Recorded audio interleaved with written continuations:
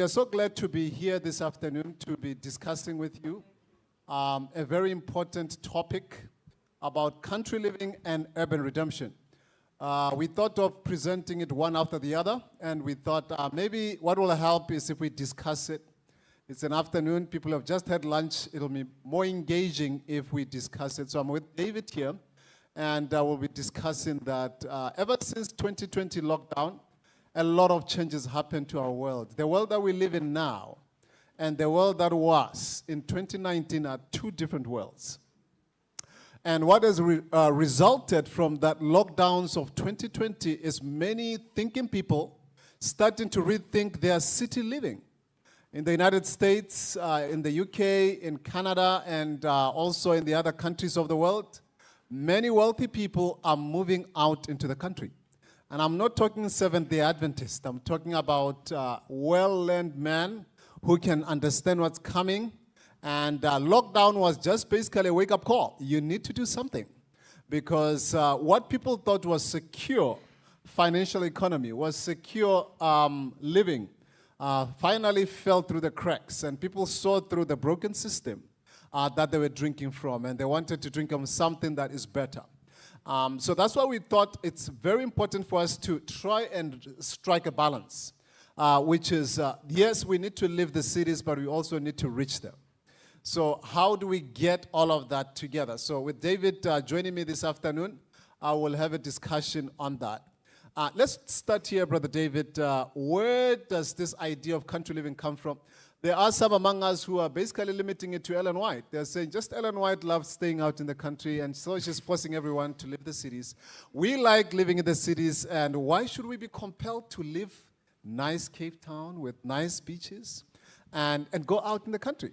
What is there? Where do we find this in the Bible? So that is where we want us to start. Good afternoon, everyone. I don't know if we should take time to turn to the verses or not. Or should I just reference? Yeah, we can read some. And okay, Genesis chapter 2, verse 8. Mm-hmm. Genesis chapter 2 and verse 8, as well as verse 15. So, in the book of Genesis, especially the first two chapters, we find contained in them the ideal for mankind, right? The ideal relationships with human beings, the ideal relations that should exist between humans and planet Earth and creatures and so on and so forth. And we also find the ideal living or the ideal location or dwelling place, as well as the ideal occupation. So in Genesis chapter 2 and verse 8, it says, "And the Lord God planted a garden eastward in Eden, and there he put the man whom he had formed." Again in verse 15 it says, "And the Lord God took the man and put him into the Garden of Eden to dress it and to keep it." So we find here in this passage God's ideal for humanity. In an ideal world, an ideal creature, like the image, one made in the image of God, we find God himself, choosing where he ought to go. He could have chosen anywhere. He could have built a city if he had wanted to. But instead, he made a garden and he placed man there. So what that shows us is that God's ideal for humanity is to be as close to nature as is possible, to be in a natural environment. And one of the great reasons for this is because of the fact that nature speaks to us of God. Nature was created, designed by God, not only to feed and to provide sources or materials with which man could prepare a shelter, but also as a textbook, as a lesson book. Man's first textbook was not the Bible, it was nature. And nature, we are told, is an illustration of God's character. Now, there are ways we can prove that from the Bible, but I'll let Brother Loago go on. But essentially, this is not something new. It's as old as planet Earth. Country living was the original place, the original mode, the original method. It's God's ideal plan. Yes, thank you so much for bringing those thoughts. So the main point is when God created man, he could have built him a city, given him an iPad, and given him a laptop. He could do that. But he didn't. And there's a reason for that. Man was created to be very comfortable out in the country. And one of the reasons that David is bringing across is the aspect of nature as a lesson book. The other reason was to help man develop a character after the likeness of God. The other reason is that when you study what we find out there in nature, you find things that we need for us to survive in a healthy environment. We have fresh air, we have sunlight, we have different types of nutrition that we are able to grow things with our own hands. We also find many aspects that will help man to become more well-balanced, physically, mentally, emotionally, spiritually, socially, better suited when he's out in the country. Statistically, depression is rising in the big cities. I think depression is a big issue in the big cities. Even here in South Africa, Cape Town, Johannesburg, Pretoria, New York, Toronto, or Washington, D.C., wherever you go, people living in the cities, the levels of depression are very, very high. And the reason for this is because we were never meant to be locked up in the cities. This idea of men living in the cities, where do we find this in the Bible, Brother David? Since God created man and placed him in the garden, where do we find this idea of man moving out into the cities? The first city builders in the Bible were actually those who were in rebellion against God. In Genesis chapter 4, you find as it were, the separation of the seed of man. You find those who follow the ways of Cain, who are spiritually the seed of Satan or the seed of the serpent. And you also find the descendants of Seth, those who are loyal to God, often called the sons of God.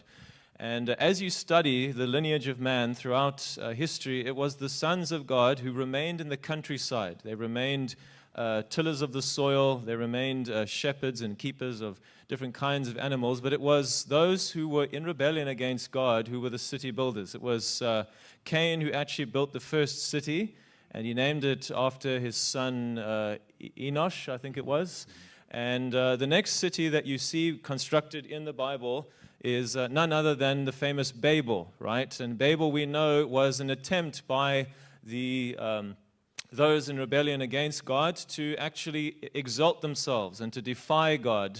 Instead of dispersing over the planet, you find them conglomerating in one area and attempting to build monuments to their greatness. So again, the city that you see, the second city that you see, happens to be that which is a demonstration, a display of man's greatness and an effort of men who were rebelling against God. And the next time you see a major city in the Bible outside of God's people, especially, is the city of Babylon. We know that Babylon, ironically, is actually a symbol of the end-time system of rebellion against God's people. You find Nebuchadnezzar walking throughout his great city and saying, "Is this not great Babylon which I have built?" And so cities tended to be centers where men were putting their greatness, their glory on display. And then another classic example of this is the city of Nineveh. Right? Nineveh also was known as a bloody city, a center of wickedness, of violence that was so terrible that God actually sent a warning that he would have to destroy it through his servant Jonah if the people did not repent. Now, interestingly, this actually, no, I'll hold my tongue on that. I'll get to it a bit later, perhaps. Yeah, it's very interesting as you go through the Bible and you see the cities in the Bible and what men did when they combined together and all met together in the big cities. But what is the danger of staying in the city? I mean, we're talking to Cape Townians, and they haven't seen any problem with staying here. Or have you guys seen any problem with staying in Cape Town? What are the dangers of staying in the cities? There are several types of things that the Bible cites as the reasons why people should rethink locating in the big cities. More especially in our time. I think during the lockdown, we basically saw what happened. People who were more free were people out there in the country. At our farm right there at Pure Light, we were free to work. And, we were able to move around with freedom. And the people in the big cities were all locked down and that was just one indicator, which is that the chances of you getting contracting infectious diseases, chronic diseases are higher in the cities. And it's not just infectious disease. You have fast food stores, McDonald's and others that are mainly in the cities. And because people are too busy to cook, they resort to going to buy. And you tend to want to buy nice things. And vegetarian options are not so many in the cities. So you tend to eat quite oily stuff and fast food, and that is the tendency. And then you end up developing chronic lifestyle diseases, cancer, diabetes. And because you're in the big city and you're rushing for work and it's busy, you don't have time to exercise, really. So you have to sit in the office, sit in the car, drive home, drive to work. So that creates problems for your emotional health, social health, and isolation. In the cities, you don't greet your neighbors because of reasons that you city dwellers. And there are many things that make city living, even just driving in the city during rush hour traffic, it's really testing whether you're converted or not, especially in Johannesburg. So what other reasons do we have against the cities? Well, I have been to a country called the Philippines twice now to do some mission work, and there was something that really struck me. In the Philippines, there is a difference between city poverty and countryside poverty. When I was in the city, the people who were in the city who were poor were properly poor, like they had nothing. They were begging for food, they didn't have a place to stay, or in the Philippines they don't really have shelters and stuff like that there as far as I'm aware of. But when I was in the countryside, even the poor people had banana trees on their land, they had coconut trees, they were growing their own rice, they were growing all kinds of things. So even the apparently poor people were actually not poor. They were poor in the sense that they didn't have disposable cash. They didn't have bank accounts and so on with lots of money, but they had more than enough, like way more than enough when it came to what actually could keep them alive. And not just alive, healthy. These guys were really, really healthy. Compared to the health conditions of those who were in the city, both rich and poor alike, those in the countryside, the ones that I encountered at least, were far, far more healthy in comparison. Now, I just wanted to quickly jump back to a point that I was thinking of addressing a little bit earlier. In the book of Revelation, we won't go there now, but in Revelation, maybe I should say this as well. What we are trying to do right now is we are trying to combine what technically should be about a 4-hour presentation into about a 40 to 45-minute presentation, and that's okay. It's serving the purposes of this week of prayer. But just so you know, we are kind of jumping through things quite quickly. But if you go onto YouTube and you look up Pure Light Missions, we've got our own YouTube channel, and we actually have a whole series done on country living, which goes into all the evidence for the things which we are speaking about today. Because if there's one thing that we believe, you must have evidence for what you believe. You must know why you are doing the things that you are doing. It can't just be tradition, or thus saith the pastors, or whatever. It's thus saith the word of God. So we do have evidence, more evidence than we have time now to present to you. And you can again check out our YouTube channel, Pure Light Missions. So just to summarize the point that I wanted to make, we all know that as Seventh-day Adventists, we have been given the 3 angels' messages to carry to the world. And in the 3 angels' messages, in the first message, you have the call of that angel, which is to give glory to God. And the way that God is glorified, the greatest way that God is glorified, is by us revealing and demonstrating a likeness of His character. In other words, when humanity and also unfallen beings, including angels, when they see in us the character of God, God Himself is honored, and the word we use for that is vindicated. The biblical word for that is to glorify or to give glory to. To give glory to God is to honor Him, it is to vindicate Him, it is to elevate His name and show Him respect by the way that we live, the characters that we demonstrate. So that's actually the call of that angel. To give glory to God means to honor God by revealing His character. Now, when you look at why man was made in the beginning, man was not made in a vacuum. man's creation was a response to the great controversy. Mankind was made actually as a part of God, demonstrating to the unfallen world, to the angels who were still yet confused by Satan's accusations, to reveal to them a miniature representation of what he and his government was like. How do I know? Because man was made in the image of God. Man was made with the character of God. And on top of that, the second thing that God did with man after placing him in the garden was telling him that he had dominion. He gave him a government.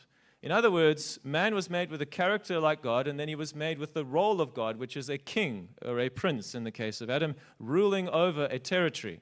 So in other words, as the angels observed humanity, they were seeing in miniature what God's government was actually like, because they were looking at the image of God. They were looking at a reflection of God. Is this making sense? So part of mankind's existence, the purpose for which all of us were made, part of it was to show what God and his government are actually like. Now, when the first angel goes out to the world and calls the world to give glory to God, it's calling man to return to his original purpose, which was to honor God by revealing his character, because that's why Adam and Eve were made. And so with that in mind, with that thought in mind, that man's creation serves a purpose of revealing the character of God to the onlooking universe, it then makes sense why God placed man in nature. Because nature, wherever man looked, he saw a reflection of the character of God. Now let me just prove this to you biblically, just so you know that this is not just Ellen White's idea. How did God create the world? He spoke, right? Does anyone know that passage where Jesus says, out of the abundance of your heart or your mind, your mouth speaks? What was Jesus saying there? Jesus was saying that when you speak, it's a reflection of how you think. In other words, your words reveal your mind. And then Solomon said that your mind, what you dwell upon the most, as a man thinks in his heart, he says, so is he. Yes. So in other words, his mind is actually his character. So let's put those ideas together. God, how did he create? By speaking. When he spoke, what was he revealing? His thoughts and thus his character. So when you look at creation, what are you seeing?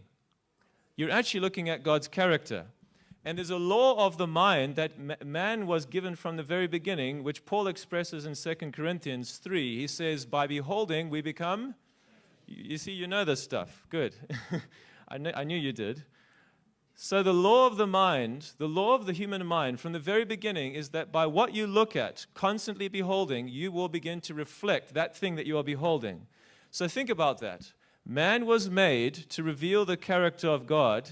He was placed in an environment where, as a result of that environment, he would come to more and more fully reveal and reflect the character of God. Does this make sense?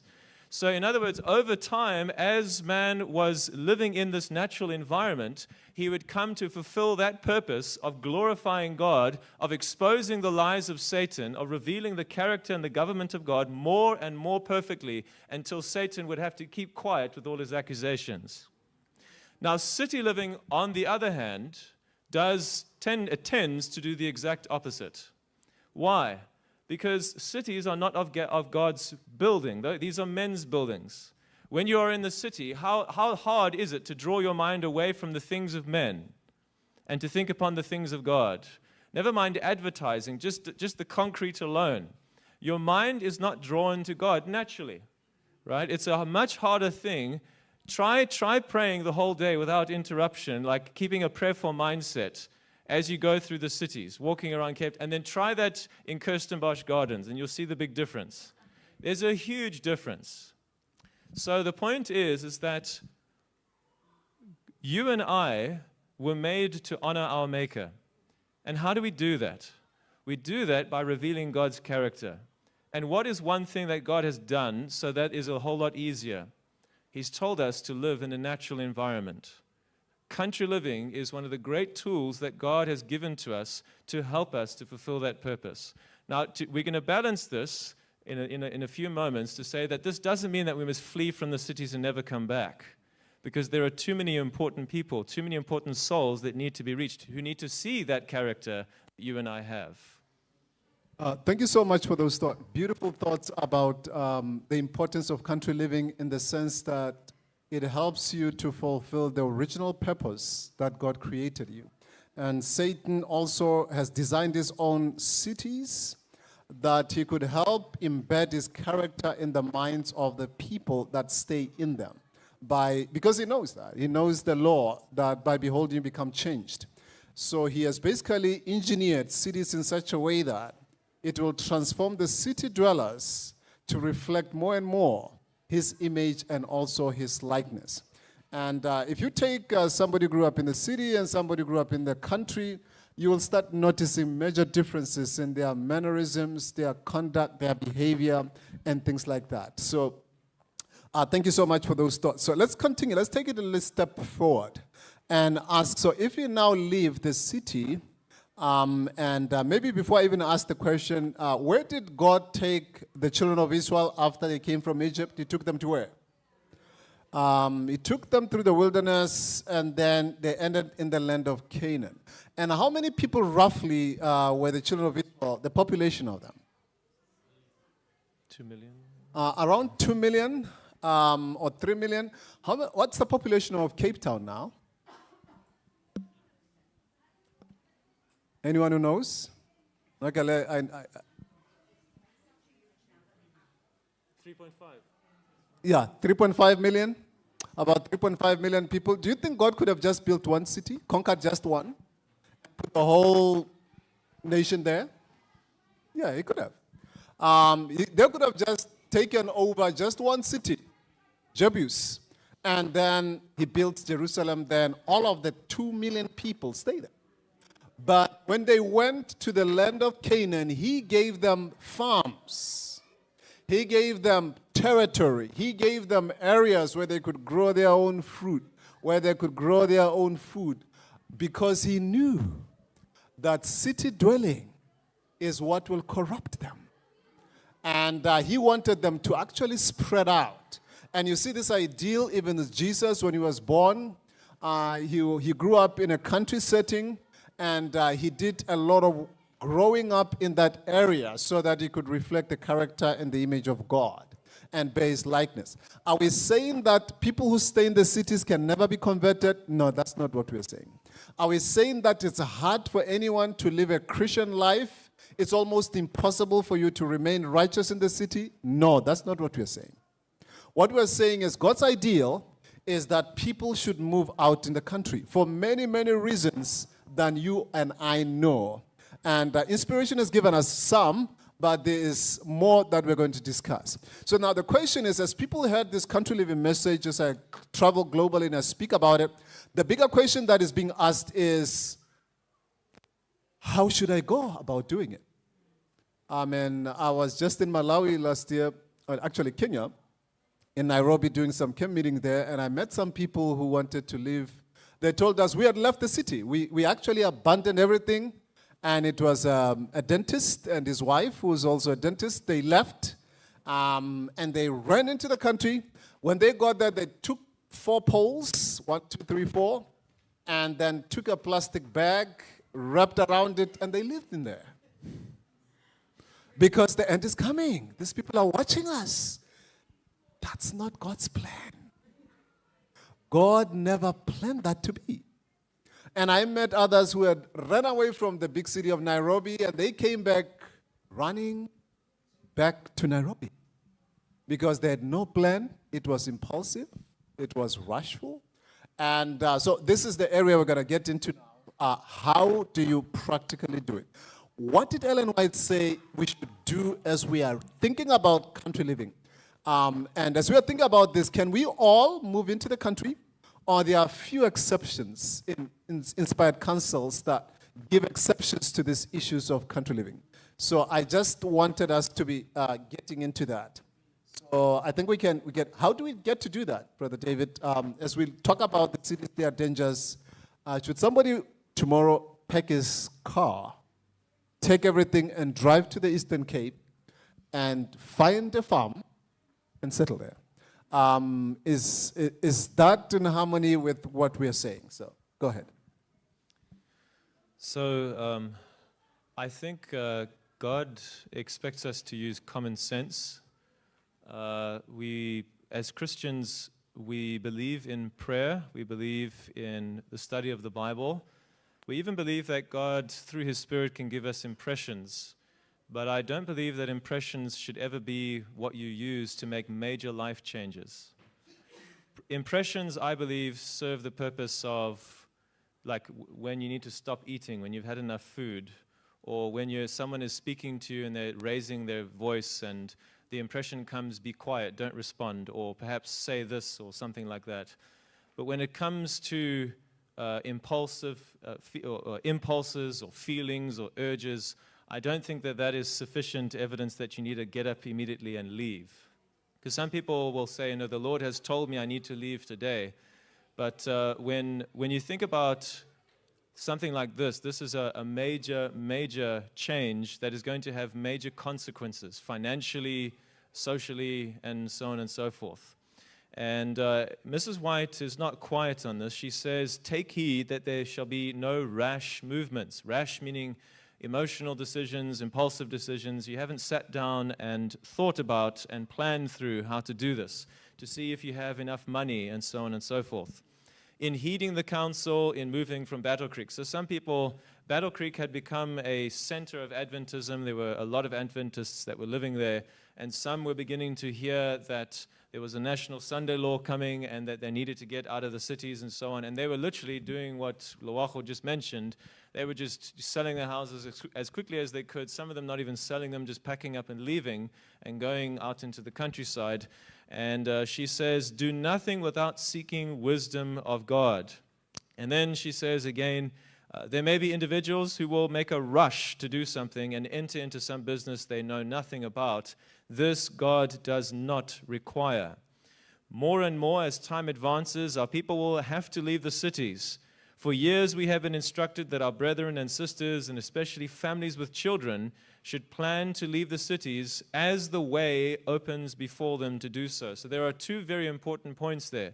The one is plan, and the second is as the way opens for them to do so. In other words, it might be impossible for you at the current moment to make such a move. And some people believe that they're fighting against God because they're not getting out of the city. But even the prophet herself says there are times where it's just not practical. It's not feasible for you to get out of the city. And there may be various reasons for that. One of the biggest reasons that keeps people from moving is debt, right? No problem. Owing the banks or someone some debt, and that is something that is often experienced or it's felt like to be a chain, something that weighs you down and keeps you in the city, and so on. So then she says, many will have to labor earnestly to help open the way. So what she's saying here is that country living doesn't simply come as a result of you praying. You need to think, you need to plan, you need to prepare, you need to search for properties. And Mrs. White has also given us lots of counsels in terms of what to look for, in terms of it being a good property. She talks about it having a good water source. She talks about it even potentially having buildings already on the property, arable land, not so far from the city that you have to drive 5 hours to get there. Because keeping in mind that you and I are not going to the city to isolate ourselves, but essentially to get away from the corrupting influence, but also to be able to be close enough so that you can get to the city and minister to them. Now, if I can, I should say this, keeping in mind our time constraints, we have a whole presentation which deals with a lot of the practical how-tos. What I wanted to share very briefly is an insight that someone once shared with me about country living, which I had honestly never heard anywhere else. And it was very unique. So oftentimes when we think about and talk about country living, what people usually mean is they'll say, I and my family are moving to a particular area. Let's say we're moving out to Citrusdal or something like that. Out there, we're in the countryside where we are away from the city influences. And so usually, in other words, it's one, maybe two families that are moving out. When I have looked into the councils when it comes to country living, what I have found is that country living is part of a broader model. It's actually a part of an evangelistic model that God has given to us. Earlier on, you heard the word outpost centers. What I have come to understand is that God has a plan for some of his people to be in the countryside and some to be in the cities and to be working in cohesion together. In other words, you have a team in the countryside working in certain kinds of institutions. In other words, they're not just going there to flee, they're going there to work, to do a ministry, which in turn will work with a ministry, a presence within the city. The reason for that is because even as far back as 1909, Ellen White was saying the greatest work for us to do is in the cities. And in her day, it was only about 40 to 50% of the world's population that was in the cities. Now it's 83 to 90% of the world's population is either in major cities or in suburban areas, some kind of built-up areas. They're no longer living in the countryside. And so when I've looked at what she says about the kinds of industries and ministries that are to be out there, for example, in the countryside, there are to be schools, there are to be printing houses, there are to be lifestyle centers like Be Free. Be Free, in reality, should be one of many institutions. It shouldn't be there by itself. There should be many Be Frees outside of every single major city in South Africa. One outside of Pretoria, Johannesburg, Polokwane, Nelspruit, and so on and so forth. This was God's plan. And in the cities, Ellen White tells us, we are to have churches, we are to have health food stores, restaurants, treatment rooms, counseling centers, and so on and so forth. And the reason for this is because how many people know about Be Free in Cape Town itself? Because it's quite far out, right? And the same thing with in the United States. There are great lifestyle centers doing a wonderful, wonderful work, but because they're outside the city and not people regularly don't go outside of the cities who are city dwellers themselves, they often are unaware of these institutions. But if you have centers of influence within the city, you've got treatment rooms where people come and they are ill and you can help them with some basic lifestyle counseling and you see this person needs some more help, you can actually point them to your institution in the countryside. Is this making sense? So, and that lifestyle center or that restaurant can have books and literature in it that are produced by the publishing houses that are in the countryside. And what are the schools there for? The schools are there for to train young people to do ministry in the cities. They are to be training young people to do medical missionary work, pastoral evangelism, colporteuring work, and so on and so forth. They are to do media work. We are to have media centers outside as well as some within the city centers themselves.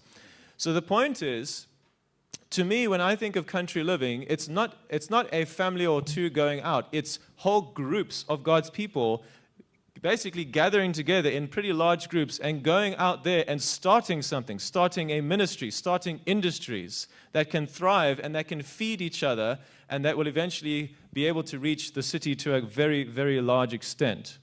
And one of the reasons I like this idea is because another major reason, talking about like practical how-to, some people, they may know the how-to, but they're still afraid to do it.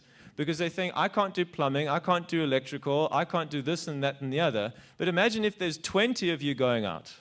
One among you probably can do the electrical side.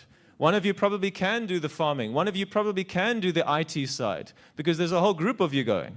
Does this make sense? So for me, country living is actually a ministry that it's a part of a broader program, a blueprint that God has given to us as Seventh-day Adventists. Country living has a bad reputation because it has basically, and this sadly is true, is an opportunity for people to just run away and stay away. To be honest with you, that's what many people have done when they've gone and done country living. They're living a good life, their children are being homeschooled, but what influence are they having on the cities at all? And the answer is basically none. And that's not God's order either. We are to reach the cities. We desperately need to reach the cities, but God has given us a way of doing that. Thank you so much. We have now transitioned into outpost centers, God's ideal in reaching the big cities. If you look at the Bible, we need to show up in the cities. I like the theme for this week of prayer for global youth. And when we show up in the big cities, you look at the big cities in the Bible, Sodom and Gomorrah. God had a way of reaching them through other methods than somebody staying there. What happened to Lot when he stayed in Sodom and Gomorrah? He stopped preaching and he started making business. And that costed him his whole family. It basically destroyed him. So the big cities of Nineveh, the Lord sent the prophet Jonah to go there and preach. And then you see the approach of getting into the cities and then you leave. Temporarily ministering and then you leave. Jesus Christ, his ministry was in the city of Capernaum. He did a lot of ministry there, and he targeted the cities because there were places where you could catch a lot of people that are going far distances, and they could hear the truth, carry it with them, and go somewhere else. The cities must be reached, but there's a God's plan of reaching those cities, and it's through a plan we call it outpost centers, where institutions are established outside. And our church followed this for years. That's why Helderberg is where it is now. Initially, it was all farmland around Helderberg, and it was meant to be reaching the city of Cape Town, Bethel, and Solusi outside Bulawayo. And many other, some of these institutions started as following this outpost model. And they had places within the cities that were feeding these centers that were outside. So that is what we call city missions or urban redemption. How to reach the people in the cities. Still on that, there's another section where Ellen White speaks about reaching the wealthy. She says we need to make more decided efforts to reach the influential and the wealthy people. Where do we find them? In the cities, most of them. And it's not easy for you to have access to them. And if you find some of the most influential people in the Bible, how did God ordain for them to be reached? Let's take, for example, Nebuchadnezzar, powerful king of a mighty empire of Babylon. How was he reached with the gospel? Through somebody who was hired in the city, whom God's providence allowed him to stay in the city, and through him, Nebuchadnezzar could be reached. You understand what I'm saying? And because of his conversion, the gospel was able to reach greater people in the kingdom of Babylon, and it was such an important part. Paul's ministry was very successful because Paul was very ambitious. He went under inspiration and he targeted the big cities when he was preaching. He went to the city of Corinth, the city of Athens, the city of Rome, and these big cities where Paul would go there and do ministry, and when he's established churches there, then he moves out to the next. So God's plan for the cities is they must be reached, churches must be built, but we should not stay in there. It's also very important to point out that, like David said, there are some people who providentially are situated in such a situation where it's almost impossible for them to move out. We have people, I've met cases, or single mothers, 2 children. The house they are staying in, she has a mortgage with the bank. The car she's driving, she's in a lot of loans, that such that what she remains with, she can't even do anything with. She can only buy food with it. And she can't qualify to even go and get another loan. And when she sells the house that she's in now, she will still owe. And she is embedded in so much debt that she's almost stuck in it. And she can't come out. And those people, some of them, I met them crying and say, I really want to get out, but I can't seem to get out. Will God condemn me? Will he burn me for being in the city due to the circumstances? And my answer is no. How can I be so authentic and very sure? Because Daniel was forced by circumstances to be in the cities, and God never burned him. When it was time for Babylon to be destroyed, the Lord took Daniel out. Are we together? There are some exceptions that are there, and that's why Ellen White says it has to be an issue of prayer, it has to be an issue of planning, it has to be an issue of work. There are some students that God may call to study at UCT, and when they're studying there, they can't be staying right there in Mtata or some other place while they're studying here. Circumstantially, they are placed in a situation where they need to be here temporarily. But while you are here in the cities, you need to be preaching the gospel. You should not just be here to accumulate education and money. it should be an opportunity that where the Lord can use you to reach many people when you are in the cities. So that is the parts that I wanted to share on urban redemption. When this model was applied in the United States, you have Loma Linda. And there were many sanitarium. You have St. Helena Sanitarium, which was outside the city of San Francisco. And the model was that they would have a sanitarium right there, St. Helena Sanitarium, which is currently now St. Helena Hospital, was outside the city of San Francisco. And within the city of San Francisco, they had vegetarian restaurant, they had health food stores, they had bookstores. And people would actually be working in the city to reach many people in San Francisco while they are staying out in the country. It was God's model to target the cities while you are living outside of them and to reach many, many more people. So it is important to understand how God's plan for reaching the city dwellers. And it's found through the providence of God in allowing certain people to stay in there. I don't know whether there are a few things that you need to make, and then I want to share with you a testimony of how we moved out of the city into the country. The Pure Light testimony. So I don't want to finish this without sharing you the miracles that the Lord worked to help us to get there. So David, it's your time. All right, very briefly, just two more points that I wanted to share. The first is in regards to the final crisis, the National Sunday Law, and the other is in regards to bringing the city with you into the countryside. So let me start with that one first. So the two primary purposes of country living. Number one is to keep us from the influences of the city, especially for the sake of our children. And the second is to make us independent, not independent from God, but independent from the system, as we call it. That is, the government and so on and so forth. Not that the government is evil, but the point is that we know that at the end of time, the resources of government, of state powers, are going to be turned against God's people. We cannot be heavily reliant at least, on these systems, because it will become a lot harder for us to stand true to principle. We know that at the end of time, during the National Sunday Law, there will be a decree that goes out and says you cannot buy or sell. Now, that'll mean a lot to someone who has to go to Woolies or Checkers or wherever to buy their vegetables, but someone who's growing their own vegetables, that's not going to mean much at all, right? Do you see the difference? Even if they cut all of that off from you, if you've got solar power or some kind of electrical system off the grid, and you're growing your own food, and you have your own food supply, water supply, and so on and so forth, and you have shelter, chances are you can hold out a lot longer than the average city dweller.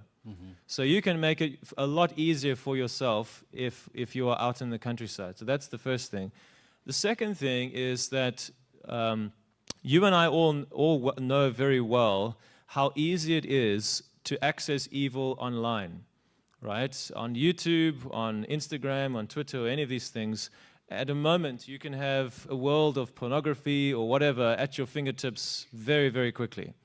And what I've seen in certain instances is that people don't know how to break away from those things, and they take it with them into the countryside. So even though they're surrounded by nature, they're spending most of their time on their phones, on their devices, and they might as well be in the city.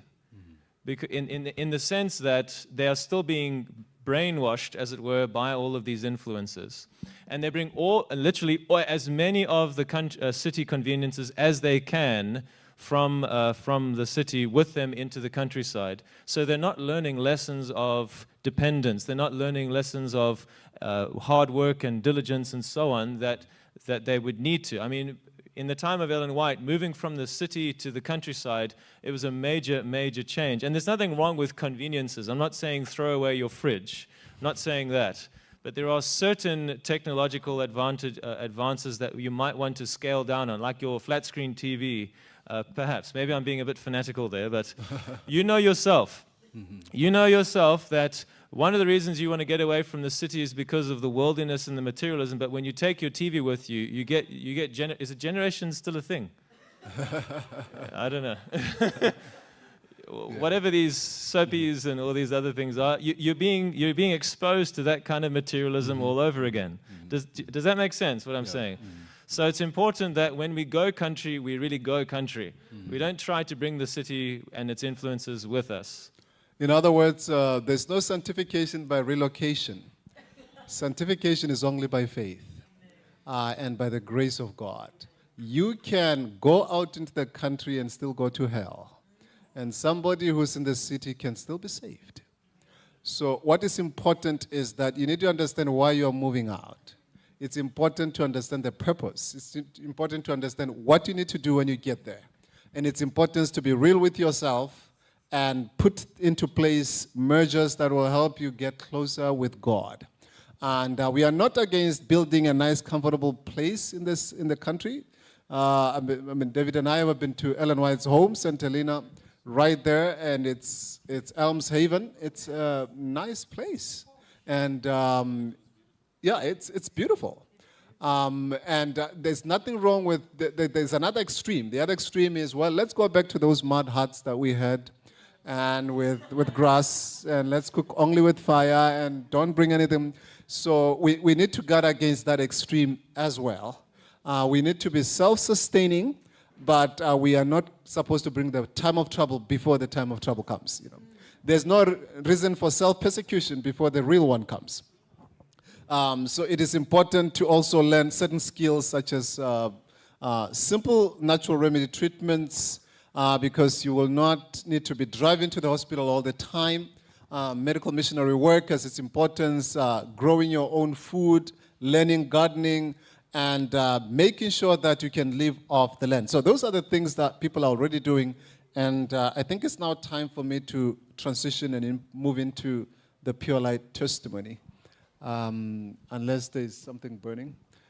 So that's all we had. Like David says, we can go to our YouTube channel, Pure Light Missions, where we delve into this and share with you more practical steps you can take that will be helpful in helping you towards that direction.